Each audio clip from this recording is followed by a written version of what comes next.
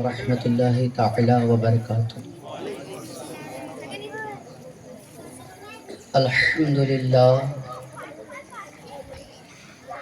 الحمد للہ رب العالمین الرحمن الرحیم مالک یوم الدین والعاقبۃ للمتقین والصلاة والسلام على سید الانبیاء والمرسلین اما بعد فأعوذ بالله من الشيطان الرجيم بسم الله الرحمن الرحيم قل إن صلاتي ونسكي ومحياي ومماتي لله رب العالمين أو كما قال الأمر بالمعروف ونهي عن المنكر صدق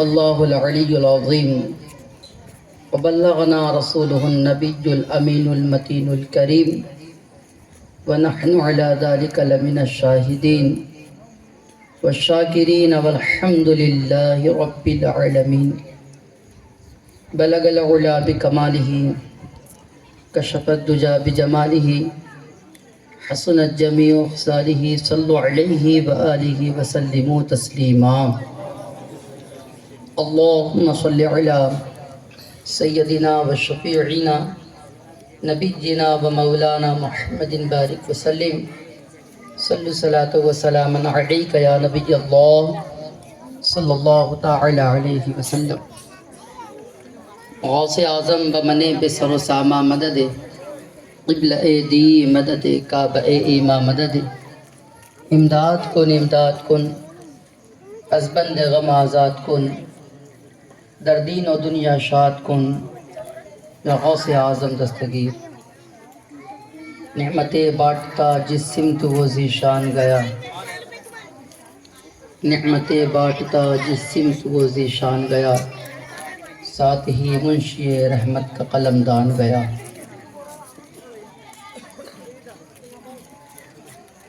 انہیں جانا انہیں مانا نہ رکھا گیا جس کے کام للہ الحمد میں دنیا سے مسلمان گیا جان و دل ہوش و خرد سب تو مدینے پہنچے تم نہیں چلتے رضا سارا تو سامان گیا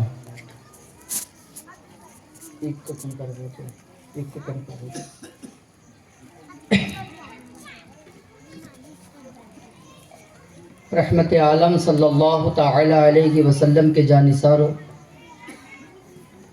خطبہ مسنونہ کے بعد دو آیت کریمہ کی تلاوت کرنے کا شرف حاصل ہوا اس پہ کچھ دیر روشنی ڈالیں آئے عادت اہل سنت والجماعت کے مطابق ہمارا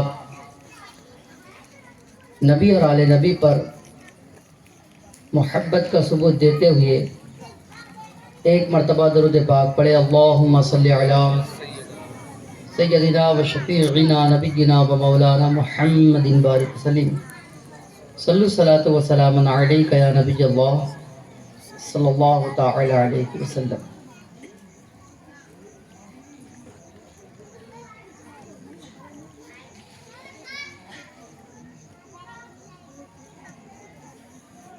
رحمت عالم صلی اللہ تعالی علیہ وسلم کے جانثارو یہ دنیا اور دنیا میں بسنے والا انسان یا دنیا میں زندگی گزارنے والی اور بھی دوسری مخلوقیں اس کا خالق و مالک صرف اور صرف اللہ عز و جل ہیں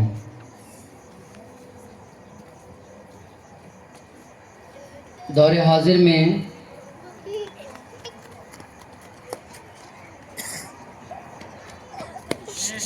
جوان نوجوان ضعیف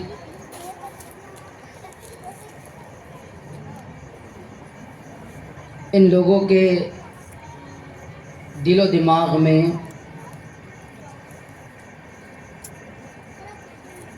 بہت سارے سوالات، بہت سارے مسئلے ہیں، لیکن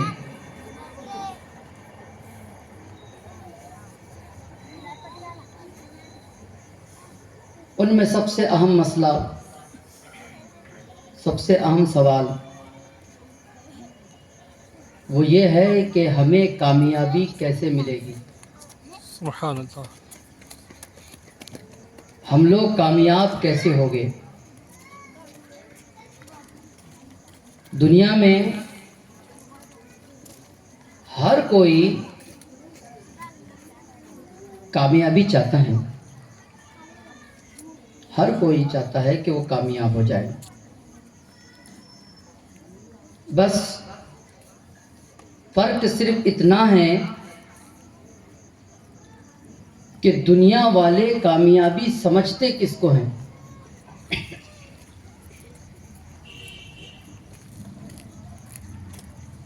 70% لوگ دنیا والے کامیابی سمجھتے اس کو ہے کہ اگر وہ کرائے کے مکان میں رہتے ہو تو بڑی جد و جہد کر کے ان کی فکر یہ ہوتی ہے کہ وہ ایک زمین خرید لے، ایک پلاٹ خرید لے، اور جیسے جیسے وہ پلاٹ کی رقم مکمل ہونے آتی ہے تو لینے والا بڑا خوش اور بہت زیادہ مسرور نظر آتا ہے. پھر ایک دن وہ بھی آتا ہے کہ وہ اس زمین کا مالک بن جاتا ہے جس زمین کو خریدنے کے لیے اس نے رات و دن محنت کی، چاہے گرمی ہو یا موسم برسات ہو یا موسم سرد ہو، اس نے کسی کی پرواہ نہیں کی، کوئی موسم کی پرواہ نہ کرتا ہوا وہ اپنے مقصد پر فوکس دیا اور ایک زمین کے چھوٹے سے ٹکڑے کا وہ مالک بن گیا. چاہے وہ ٹکڑا 600 اسکوائر فٹ ہو، 800 ہو، 1000 ہو، 1200 ہو، تو کامیاب ہو جانا چاہیے تھا. لیکن نہیں. اب اس کے ذہن میں یہ بات ہوتی ہے کہ میں اپنی استطاعت کے مطابق اس میں اگر کالم نہیں گاڑ سکتا ہوں تو میں نے اس میں لوہے کے پلر گاڑ دینا ہے،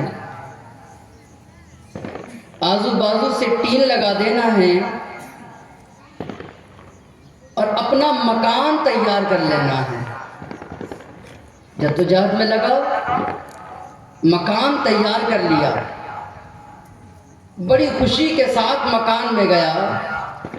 جب مکان میں پہنچا، اپنی عمر کی طرف توجہ کیا تو 35 سال مکمل ہو چکے تھے. بیوی، 2 یا 3 بچے اور وہ مکان میں زندگی گزر رہی ہیں.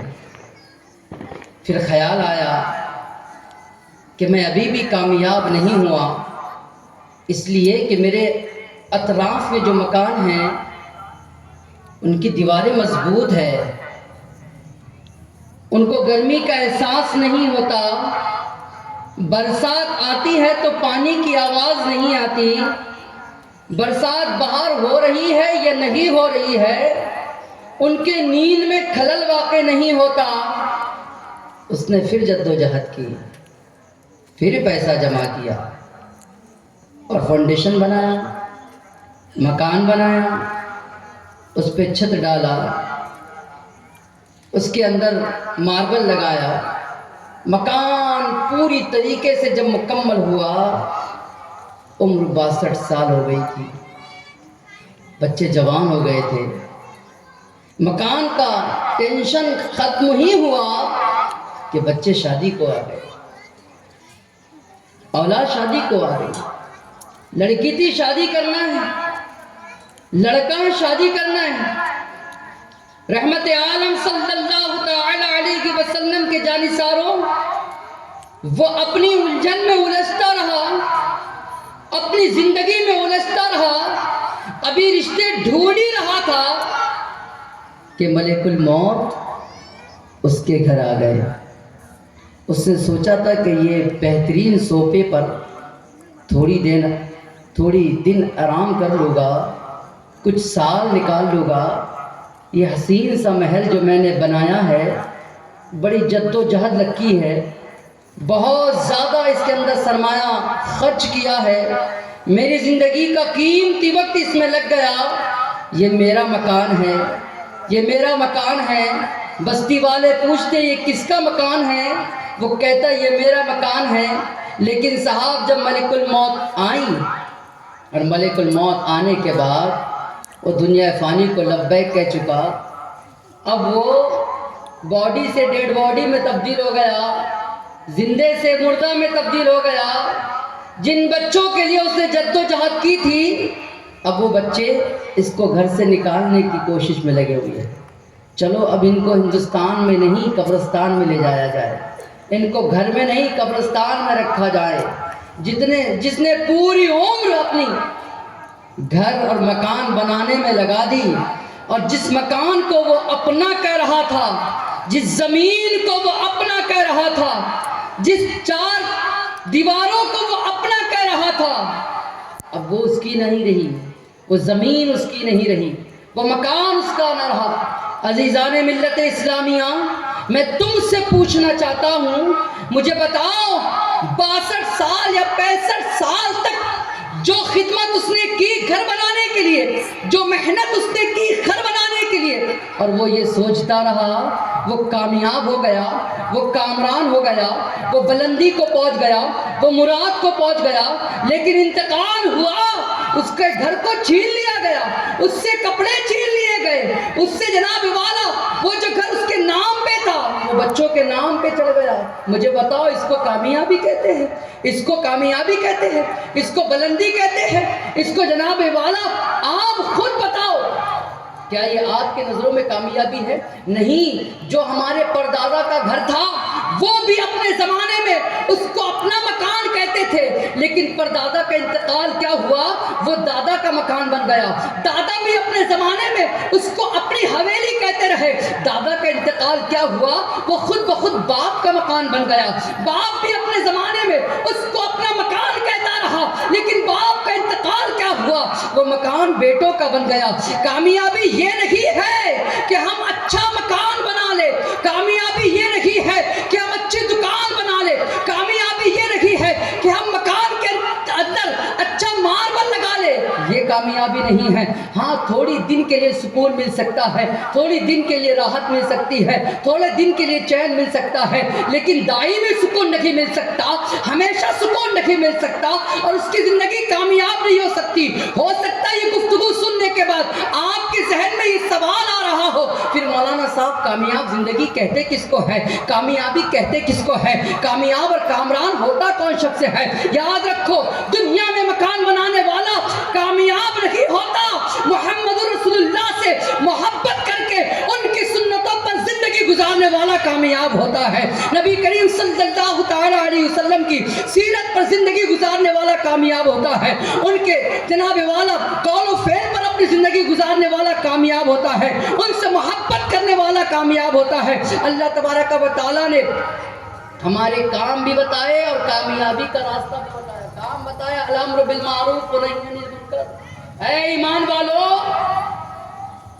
تمہیں عبادت کے لیے پیدا کیا گیا ہے، اور کرنا کیا ہے؟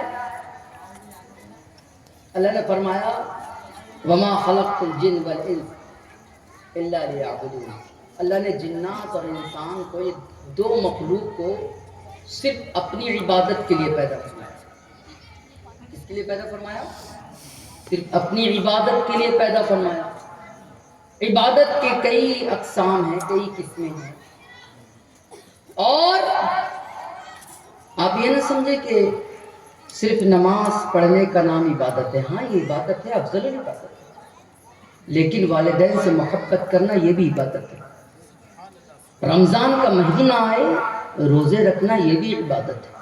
میں آپ کو بتاؤں، حضرت موجود ہے اسٹیج پر، پوچھیں آپ ان سے، نماز 24 گھنٹے میں صرف 5 وقت فرض ہے، لیکن ادب، اخلاق، والدین سے محبت، بڑوں کی تعظیم، چھوٹوں پہ شفقت، یہ 24 گھنٹے ہم پر واجب ہے. 24 گھنٹے واجب ہے. اور یہ ماحول، یہ کردار کس سے ملتا ہے؟ دین کی تعلیم سے ملتا ہے. اور آج کے دور میں اس ماحول میں لانے کا کام اگر کوئی کر رہا ہے تو میں علل اعلان یہ بات کہوں گا، وہ صرف ایک تحریک ہے جس کو سنی دعوت اسلامی یا دعوت اسلامی کہتے ہیں، وہ کر رہی ہے. یہ بڑی جدوجہد کر رہی ہے. سبحان اللہ، سبحان اللہ. ہر محلے میں جا کر، ہر علاقے میں جا کر، ہر بستی میں جا کر، ہر قریہ میں جا کر، وہاں کے لوگ اگر عشر کے مسئلے نہیں جانتے تو یہ ان کو بتاتی ہے کہ عشر کہتے کس کو ہے. سبحان اللہ، سبحان اللہ. زکوٰۃ کے مسئلے نہیں جانتے تو یہ ان کو بتاتی ہے کہ زکوٰۃ کے مسئلے کہتے کس کو ہے. وہاں کے لوگ اگر شراب میں مبتلا ہو تو یہ ان کو رسول اعظم صلی اللہ تعالی علیہ وسلم کے فرمان کو سنا کر ان کے دلوں کے اندر شراب کی نفرتوں کو پیدا کرتی ہے. یہ کام آسان نہیں ہے، یہ نبیوں والا کام ہے. اللہ تبارک و تعالیٰ نے فرمایا الامر بالمعروف ونہی عن المنکر. اے ایمان والو، تمہیں بھلائی کا حکم دینا ہے، بے شک. برائی سے روکنا ہے. اور جب آپ یہ کام کرو گے، یہ کام کرتے کرتے آپ اپنی زندگی گزارو گے، اور یہ کام کرتے کرتے اللہ اس کے رسول کو راضی کر لو گے. مکان ہو یا نہ ہو، زمین ہو یا نہ ہو، کھیت ہو یا نہ ہو، آپ کے پاس پراپرٹی ہو یا نہ ہو، لیکن اگر رسول آپ کو پسند کر لے، خدا آپ کے کاموں سے راضی ہو جائے، تو یاد رکھنا آپ دنیا میں بھی کامیاب ہے، قبر حشر میں بھی کامیاب ہے. میں آپ سے پوچھنا چاہتا ہوں، آپ سے سوال کرنا چاہتا ہوں، سرکار معین الدین سرزمین ہند پر آئے اور جب تک آپ کا کام چلتا رہا، آپ کا وصال نہیں ہوا، آپ تاریخ کے حوالے سے بتا دیں آپ کا مکان کہاں تھا؟ بتا دیں آپ کا مکان کہاں تھا؟ کتنی زمین تھی آپ کے پاس؟ بتائیں. کتنے روم کا مکان تھا؟ کتنے فلور کا مکان تھا؟ آپ نہیں بتا پائے. آپ تاریخ کا مطالعہ کرتے کرتے تھک جائے گا، نہیں بتا پائے گا. مکان بنانا ہی کامیابی ہوتا، عمدہ اور بہترین مکان بنانا ہی زندگی کا مقصد ہوتا، تو پھر سرکار معین الدین کا مکان ہوتا نا، تاج الاولیاء کا مکان ہوتا نا، شاہ ذوالفقار کا مکان ہوتا نا، آغا شاہ علیہ رحمہ کا مکان ہوتا نا، معصوم شاہ علیہ رحمہ کا مکان ہوتا نا. لیکن انہوں نے مکان نہیں بنایا، انہوں نے مکان نہیں بنایا، بلکہ خدا کی مخلوق محمد رسول اللہ صلی اللہ علیہ وسلم کی امت کو، جو گنہگار تھی، ان کو اچھا بنایا، ان کو سنت رسول میں ڈھالا، ان کو آقا کونین صلی اللہ علیہ وسلم کی محبت سے آراستہ پیراستہ کیا، محبت رسول میں زندگی گزارنے کا ڈھنگ سکھایا. تو انہوں نے مکان نہیں بنایا، بغیر مکان بنائے دنیا سے چلے گئے. لیکن کسی کے مکان پر سونا نہیں لگا ہوا ہے، معین الدین کے گنبد پر سونا لگا ہوا ہے. سبحان اللہ، سبحان اللہ. نعرے تکبیر، نعرے رسالت. سونا لگا ہوا ہے. آپ اندازہ لگا رہے سونا. یہ بات میں یہ نہیں کہہ رہا ہوں کہ آپ کو ویزا لگے گا یا پاسپورٹ بنانا پڑے گا، بہت دور ہے. میں اپنی دوسری کنٹری کی بات کر رہا ہوں، نہیں صاحب، اپنے علاقے کی، اپنے دیش کی بات کر رہا ہوں. آپ راجستھان کی سرزمین پہ چلے جائیں سرکار معین الدین کی بارگاہ میں جا کر دیکھیں کہ آپ دیکھیں گے گنبد بھی قیمتی ہے، جہاں آپ آرام فرما رہے ہیں وہ جگہ بھی قیمتی ہے، اور گنبد کے اوپر پیتل کا نہیں، تانبے کا نہیں، چاندی کا نہیں، سونے کا کلچ ہے۔ کس کا سبحان کلچ ہے؟ سونے کا کلچ ہے، سونے کا کلچ۔ کیوں؟ وجہ یہ ہے کہ انہوں نے اپنے آپ کو دین مصطفی میں ڈال دیا تھا، رسول اعظم صلی اللہ علیہ وسلم کی غلامی میں ڈال دیا تھا، رسول اعظم صلی اللہ تعالیٰ علیہ وسلم کی شریعت میں ڈالا تھا۔ کامیابی اسی کا نام ہے۔ اور آقا کونین صلی اللہ علیہ وسلم کا جو وفادار ہوگا، ان کا سچا امتی ہوگا، ان سے بے پناہ محبت کرنے والا ہوگا، تو یاد رکھنا جب وہ گناہوں سے تائب ہوگا، گناہوں سے توبہ کر لے گا، تو دوبارہ اس گناہوں کی طرف نہیں جائے گا۔ چاہے وہ شراب سے توبہ کرے، چاہے وہ جوا سے توبہ کرے، یا چاہے وہ بے حیائی سے توبہ کرے، وہ مر تو سکتا ہے، اس گناہ کی طرف نہیں جائے گا۔ جو مصطفیٰ کریم صلی اللہ تعالیٰ علیہ وسلم کا دیوانہ ہوگا، وہ آقا کونین صلی اللہ علیہ وسلم کے نقش قدم پر چلنے کی کوشش کرے گا۔ مصطفیٰ کریم صلی اللہ علیہ وسلم نے جو جناب والا زندگی گزارنے کے قوانین بتائے ہیں، اس کو فالو کرے گا، اس پر عمل کرے گا۔ اور جانتے ہیں آقا کریم صلی اللہ علیہ وسلم کی زندگی کیا تھی؟ رب خود فرماتا ہے ان کی زندگی کیا تھی، رب خود فرماتا ہے قل اے محبوب آپ فرما دو، انا بے شک صلاتی، آپ کہو کہ میری نماز، و نسکی میری قربانی، و محیایا میری زندگی، و مماتی اور میری موت، للہ یہ سب اللہ کے لیے ہے، رب العالمین جو عالمین کا پالنے والا ہے۔ رسول اعظم صلی اللہ علیہ وسلم کی زندگی قرآن بیان کر رہا ہے، اور اللہ فرماتا ہے محبوب تم فرماؤ تمہاری زندگی کیا ہے، تم اعلان کرو کہ آقا فرماتے ہیں پھر بے شک میری نماز، میری قربانی، میری زندگی، میری موت، للہ یہ سب اللہ کے لیے ہے۔ تو ہمارا بھی سب کا سب کام کس کے لیے ہونا چاہیے؟ اللہ کے لیے، اللہ کے لیے۔ ایک عجیب مسئلہ ہے، جو لوگ مجھ سے محبت کرتے ہیں، امام سے محبت کرتے ہیں، کرنا چاہیے، بہت اچھی بات ہے، آپ کے محلے کا امام ہے، ہم امام کی محبت نہ کریں گے تو کس کی کریں گے، ہے نا؟ ہمارے گھر میں اگر فاتح کا معاملہ ہو تو امام یاد آتا ہے نا؟ بچے کی پیدائش ہو تو ہم امام کا سہارا لیتے ہیں، گھر میں میت ہو جائیں تو امام صاحب کو پوچھتے ہیں۔ محبت کرنا چاہیے، میں محبت کا منکر نہیں ہوں، لیکن میں آپ سے پوچھتا ہوں، ہم امام سے جب محبت کرتے ہیں تو اتنا گلو کر جاتے ہیں، جس سے محبت کرتے ہیں تو پہلے تو کرتے نہیں ہیں، پہلے تو معاملہ یہ کہ کرتے ہی نہیں ہیں، اور پھر کرتے ہیں تو پھر آنکھیں ہی بند کر لیتے ہیں، جو ہمارا امام بولے گا وہی پتھر کی لکیر۔ میں پوچھتا ہوں آپ سے، امام مخلوق ہے نا؟ امام ہے نا؟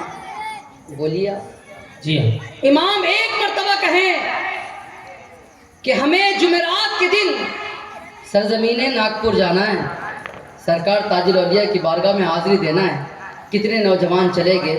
نوجوان تیار ہو جاتے ہیں، گاڑی تیار ہو جاتی ہے، پیسے جڑ جاتے ہیں۔ کتنے مرتبہ کہا مولانا صاحب نے؟ ابھی ایک ہی بار کہا ہے، ابھی جناب والا جمعہ گزرا تھا، میٹنگ ہوئی، پھر مولانا صاحب نے اتوار کے دن کہا کہ کون چل رہا ہے بھائی، ابھی تک پیسے نہیں آئے، تو صاحب 10 لوگ جانے والے تھے تو 3 لوگوں کے پیسے آ جاتے ہیں۔ پھر جناب والا اتوار گیا، پیر منگل گیا، پھر بدھ کے دن مولانا صاحب نے کہا کہ ایک ہی دن بچا ہے، صرف 4 لوگوں کے پیسے آئے ہیں، پھر صاحب 7 لوگوں کے پیسے آ جاتے ہیں، جمعرات کو تیاری ہو جاتی ہے۔ جمعے سے لے کر جمعرات تک مولانا صاحب نے 4 مرتبہ کہا، آپ تیار ہو گئے، سفر کے لیے تیار ہو گئے، گاڑی ہو گئی تیار، پیسے جوڑ لیے آپ نے۔ کتنے مرتبہ بولنے میں؟ بولیے۔ اللہ تعالیٰ نے تقریباً 700 مرتبہ نماز پڑھنے کا حکم دیا ہے۔ کتنی مرتبہ؟ 700۔ یہ ہمارے امام صاحب ہیں، نماز پڑھاتے ہیں، انہوں نے ہماری آنکھ نہیں بنائی، بڑی توجہ سے سنیے، انہوں نے ہمارا دل نہیں بنایا، ہمارے وجود کو اور ہمارے جسم میں جتنے اعضاء ہیں کسی کو نہیں بنایا. ہمارے دل کو بنانے والا رب ہے. ہماری آنکھ کو بنانے والا رب ہے. بے شک آنکھ بنا کر اس میں روشنی ڈالنے والا رب ہے. زبان بنانے والا رب ہے. زبان میں گویائی دینے والا رب ہے. کان بنانے والا رب ہے. کان میں سماعت رکھنے والا رب ہے. آپ اندازہ لگائیں نا, دل بنانے والا رب ہے, دل میں دھڑکنیں رکھنے والا رب, جس نے پورے وجود کو بنایا, پورے وجود کو بنایا, اور پھر بنانے کے بعد ایسے ہی نہیں کہہ دیا.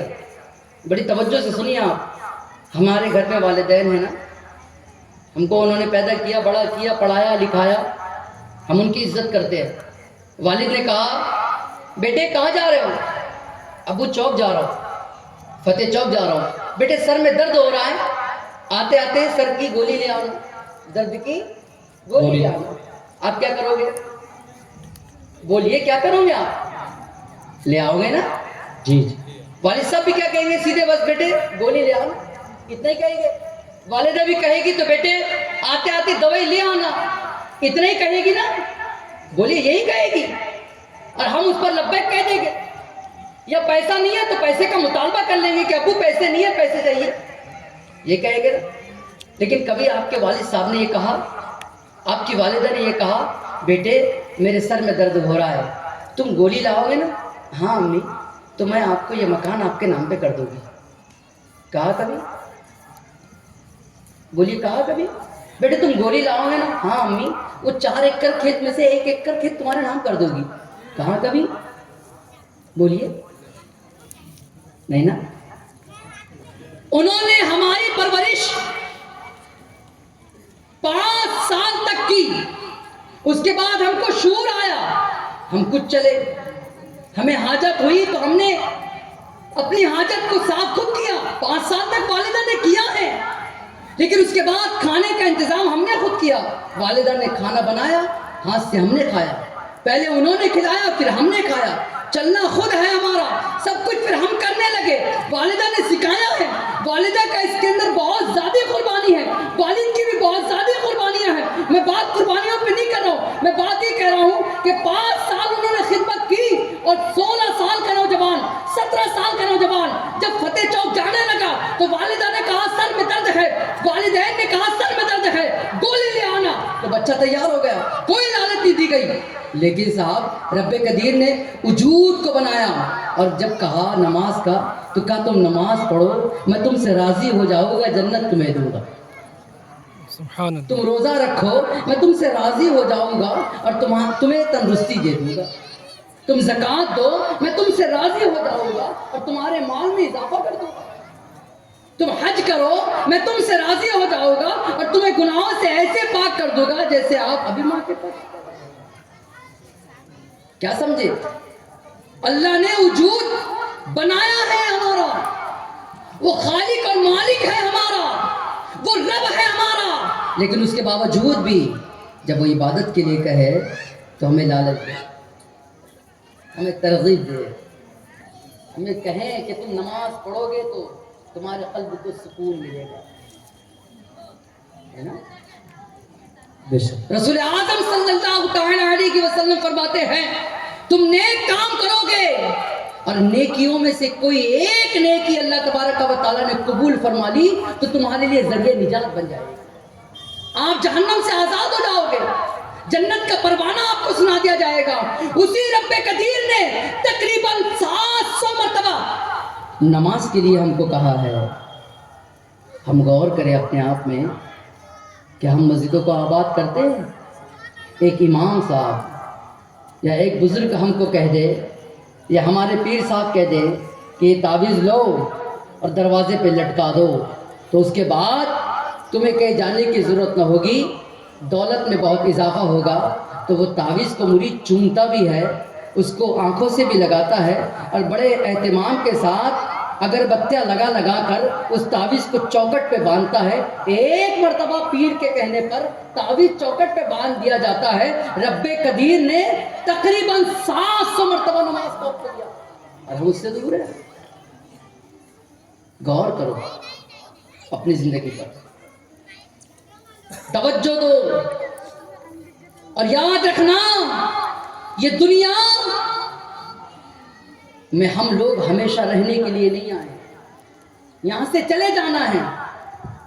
یہ دنیا میں جو ہم آئے نا اور گم ہو گئے، وجہ کیا ہے؟ جانتے ہیں آپ وجہ کیا ہے؟ علامہ جلال الدین رومی فرماتے ہیں، ایک شخص ہے اور اس کو ایک راستے سے پتھر ملتا ہے، پتھر میں تھوڑی چمک ہوتی ہے، وہ پتھر کو اٹھا لیتا ہے اور اس پتھر کو وہ اپنے گھر لے جا کر اپنی بیوی کو بتاتا ہے کہ پتھر تو میں نے کافی دیکھے لیکن اس میں ایک عجیب سی چمک ہے۔ بیوی کہتی ہے کہ اس پتھر کو نا کسی سنار کے پاس لے جا کے بتاؤ یہ ہے کیا۔ وہ ڈرتا ڈرتا، راستے پہ ملا تھا، بغیر محنت کے ملا تھا، ڈرتا ڈرتا چھوٹی سی دکان پر چلا جاتا ہے سنار کی، اور وہاں بتاتا ہے بھئی یہ کچھ چیز ہے، چمک رہی ہے، پتھر کی طرح ہے، یہ ہے کیا؟ سنار کہتا ہے یہ تو ہیرا ہے۔ وہ مسکراتا ہے، وہ کہتا ہے صاحب میں غریب ہوں یہ مانا، لیکن غریبوں کی اتنی مزہ نہیں لی جاتی، اتنا مذاق نہیں کیا جاتا۔ یہ ہیرا ہے؟ کہاں؟ ہاں یہ ہیرا ہے۔ اچھا ٹھیک ہے ہیرا ہے نا تو پھر آپ لے لو۔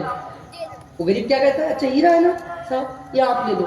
تو وہ آنے والے کو دیکھتا ہے، کہتا ہے نہیں یہ میرے بس کا نہیں ہے، یہ ہیرا بڑا قیمتی ہے، بہت قیمتی ہے، میں اپنی پوری دکان کا سونا بیچ کر، ہیرے جواہرات بیچ کر، اپنی پوری پراپرٹی بیچ کر اس کو لینا چاہوں تو لے نہیں سکتا، بہت قیمتی ہے یہ ہیرا،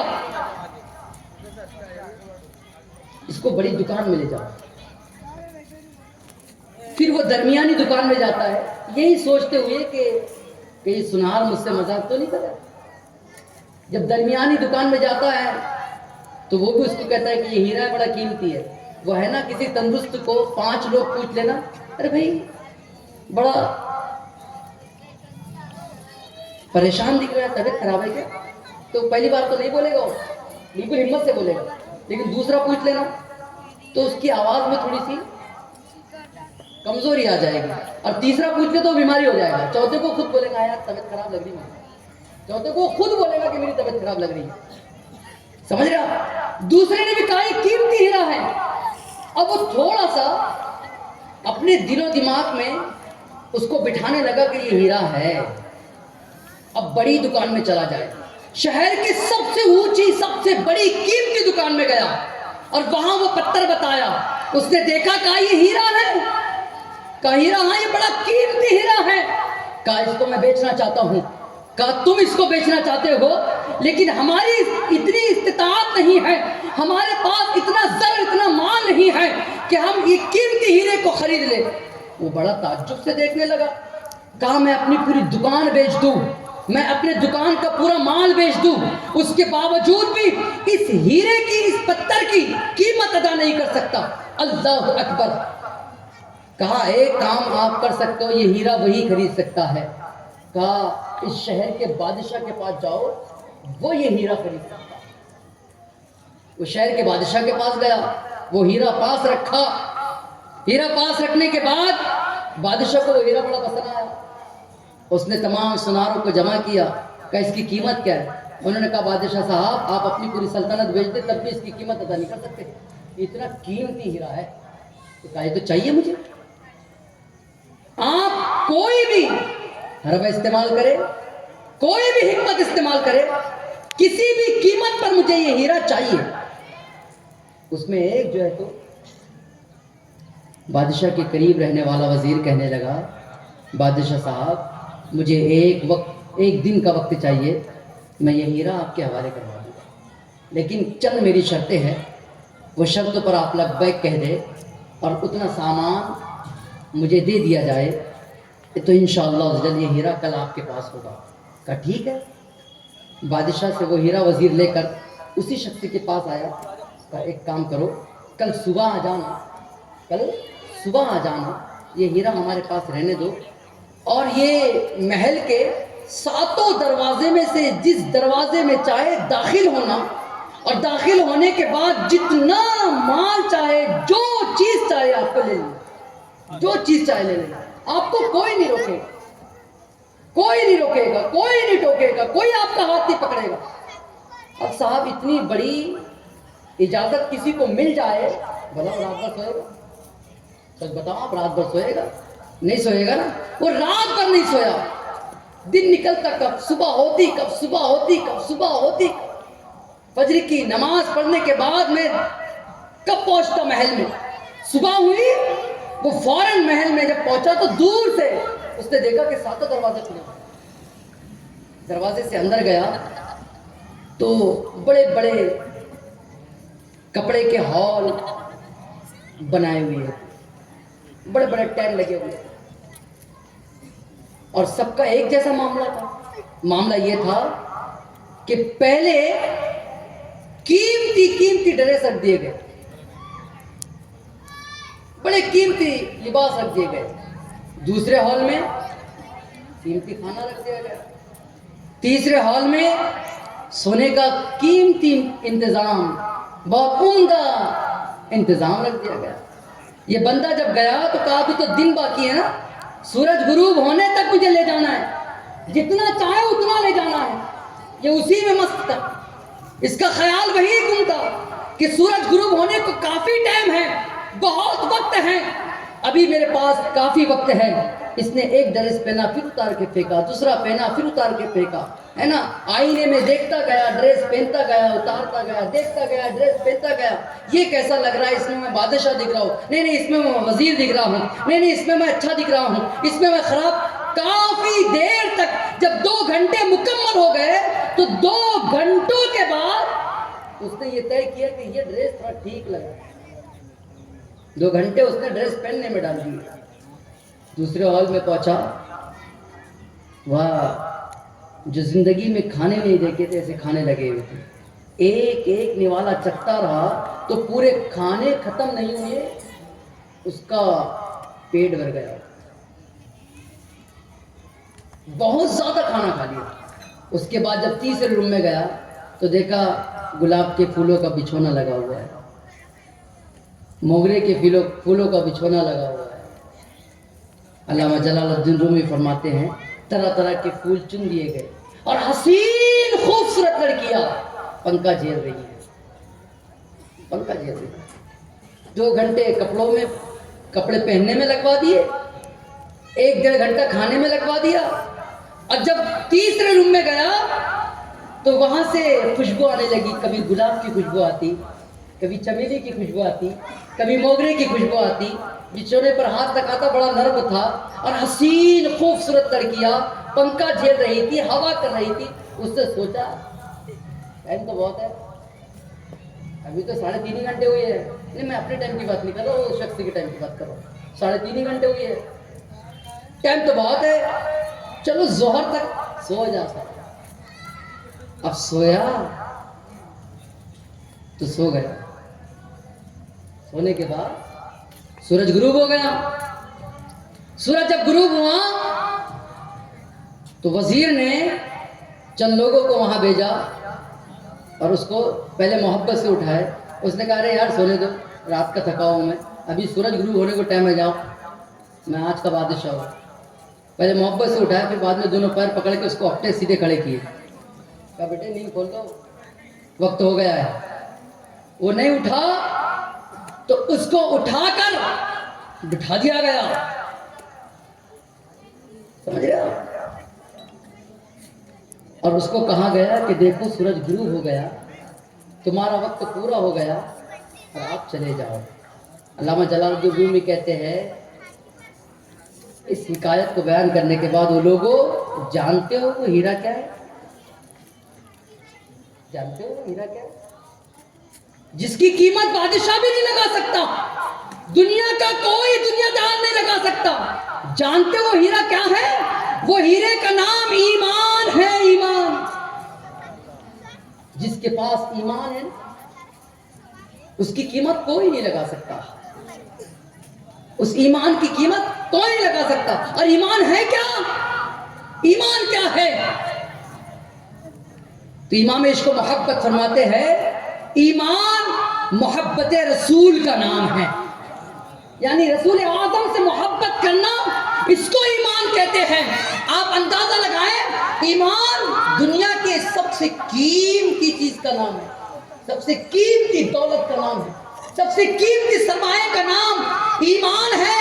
جس کے پاس ایمان ہے یہ سمجھ لیجئے اس کے پاس دنیا کی تمام دولتیں ہیں۔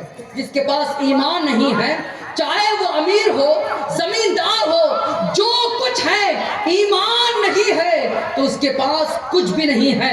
وہ قیمتی ہیرا ایمان ہے۔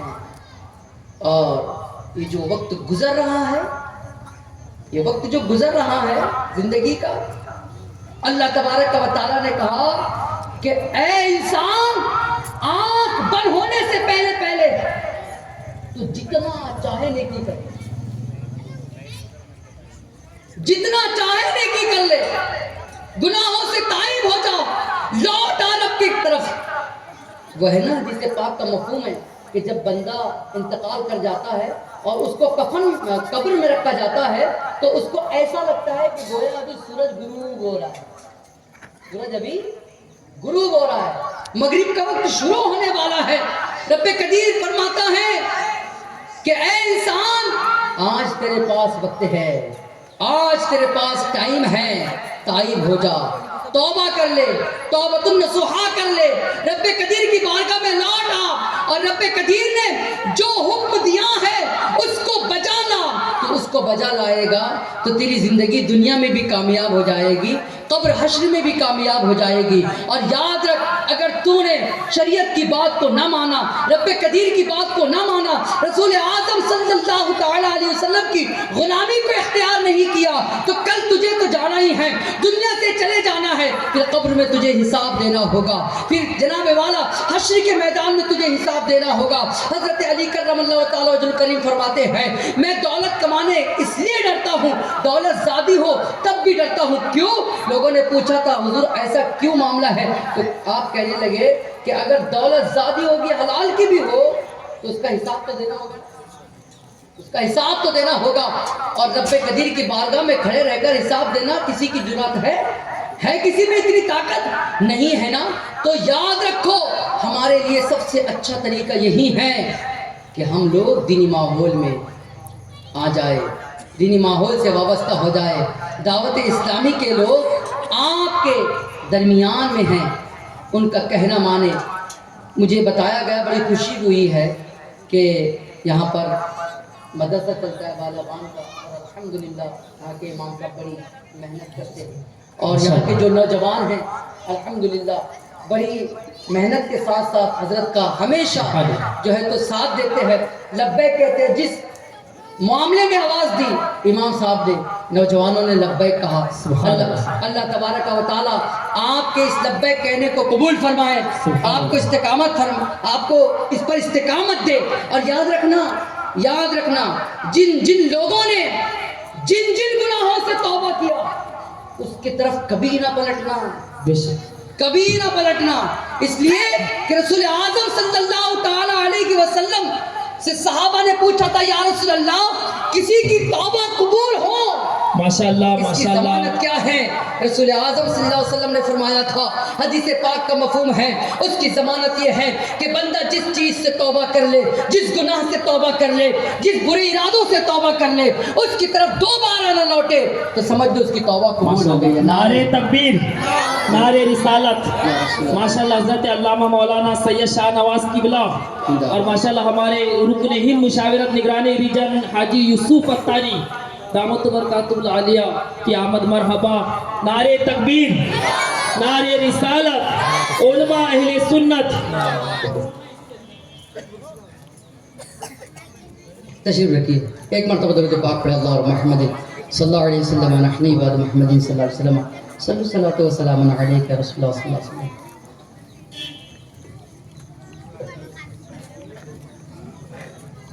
رحمت عالم صلی اللہ تعالی علیہ وسلم کی جانثار ہو، اللہ کریم نے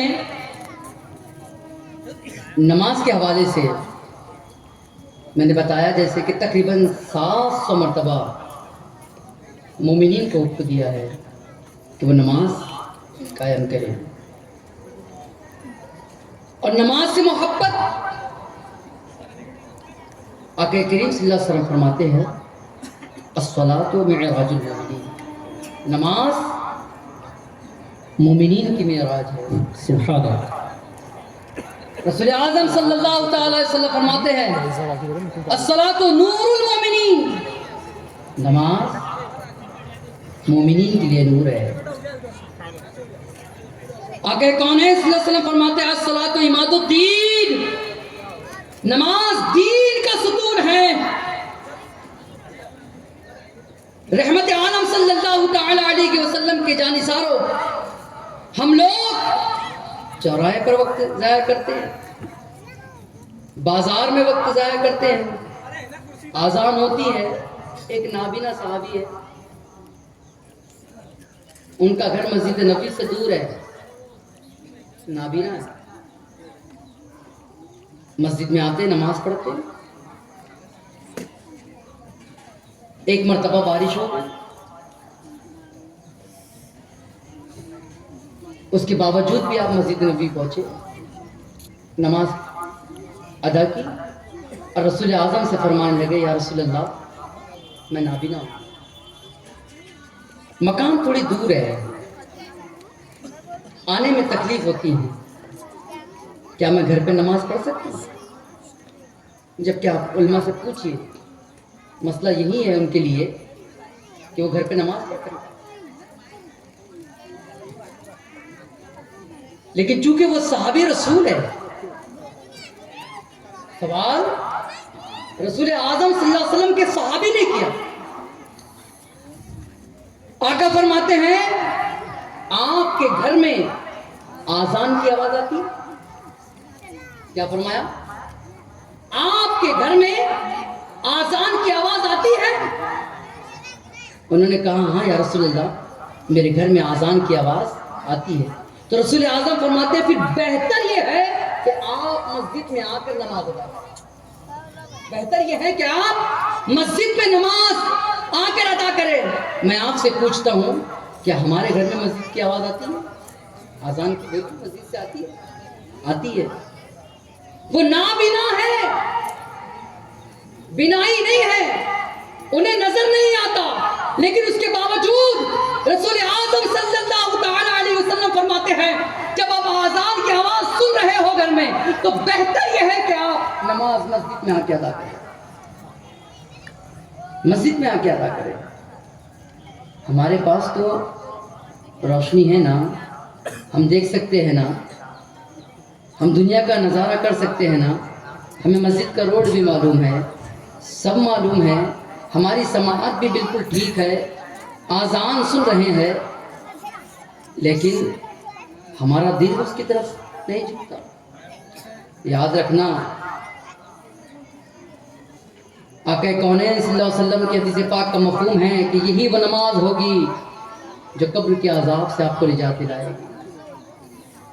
ہمیں اور آپ کو قبر میں تنہا رہنا ہے، اور یہی وہ نماز جو بندے کو عذاب قبر سے نجات دلائے گی، جو ہمیں قبر میں کام آنے والی ہے، جو ہمیں حشر میں کام آنے والی ہے، جو ہمیں پلسرات پر کام آنے والی ہے، جس کا ہمیں دنیا سے لے کر قیامت تک اور قیامت سے لے کر جنت میں جانے تک کام ہے، ہم اس کی طرف توجہ نہیں کرتے۔ اللہ تبارک و تعالیٰ نے فرمایا استعینوا بالصبر والصلاۃ، یا ایھا الذین آمنوا استعینوا بالصبر والصلاۃ، اے ایمان والو استعینوا مدد مانگو، بالصبر صبر سے، والصلاۃ اور نماز سے۔ ہمیں رب قدیر نے نماز اور صبر سے مدد مانگنے کے لیے کہا ہے، اور ہم کس سے مدد مانگتے ہیں؟ ہم کہاں جاتے ہیں؟ ہم اپنے دامن میں خود جھانک کر دیکھیں، اور ہمیں جو حکم دے رہا ہے نا وہ ہمارا رب ہے، رب وہ ہمارا خالق اور مالک ہے، وہ ہمیں حکم دے رہا ہے استعینوا بالصبر والصلاۃ، صبر اور نماز سے مدد مانگو۔ رحمت عالم صلی اللہ تعالی علیہ وسلم کے جانثاروں، ہمیں چاہیے کہ ہم صبر کے ساتھ اپنی زندگی گزاریں۔ ہمیں چاہیے کہ ہم پنجگانہ نماز جماعت کے ساتھ سنی سیر عقیدہ امام کے پیچھے ادا کریں۔